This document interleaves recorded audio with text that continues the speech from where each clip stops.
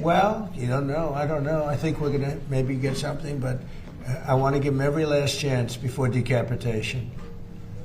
Very tough to do what we have planned, still planned. We'll see what happens. But it's a very, very tough thing to do. I think I'm very proud of the fact that I'll give people a chance. This is a big move. To do an attack that big on a country, I'd rather not do it. Now, we've already, through lots of large attacks, but they were normal large. Hopefully they'll come to their senses, because what happened cannot have a nuclear weapon, but hopefully they'll come to their senses. Given the circumstances and what has happened before, we reached agreements at several stages. And the other side went back on its word.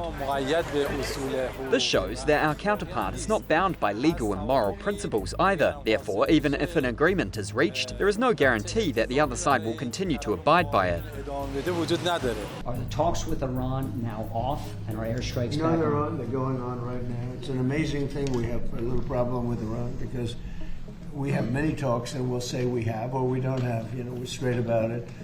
But they deny. But they're not denying it now. They just put out a statement not denying it. But for some reason, when they're talking, they don't like saying that they're talking. So I say we're in talks. Big deal. We're in talks. And they'll sometimes deny it, even though they spend hours and hours together talking. No, the talks are going along. We're going to hit them very hard yesterday, very, very hard, harder than any attack. I think I can say, General, from a point of knowledge, any attack since World War II. That's pretty big. The best situation for the Strait of Hormuz is for it to remain closed, even if it's to be resolved. They may once again repeat the betrayals they have always committed, reopen the strait and fail to get the share and customs duties they wanted. They may exchange it for other things, which is completely wrong. The Strait of Hormuz belongs to us, and it should remain closed until the very end, and customs duties should be collected until the very end. When we talk, we say we're talking. If we're not talking, when you ask me, no, we're not talking, I'll say it. But we are talking right now, we're talking, and we're talking at the request of Iran, backed by Saudi Arabia, backed by UAE, and backed by Qatar in particular, but others also. Many countries called, the leaders of many are friendly with a lot of them, almost all of them, one way or the other, and they all wanted to give this a last chance. This is a last chance. This is not something that, if it doesn't happen, this is a last chance for them to sign a good document. Yeah, please.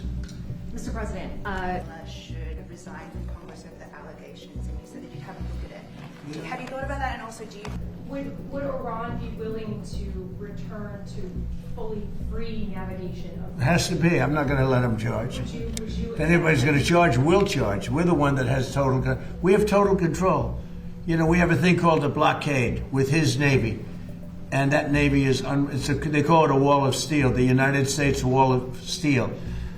And no, there's not going to be charging. We're not talking about charging at all. There won't be charging. Yeah, please, in the back. President, you said last week that they're going to give some of that back to the public. And they better cut the retail price.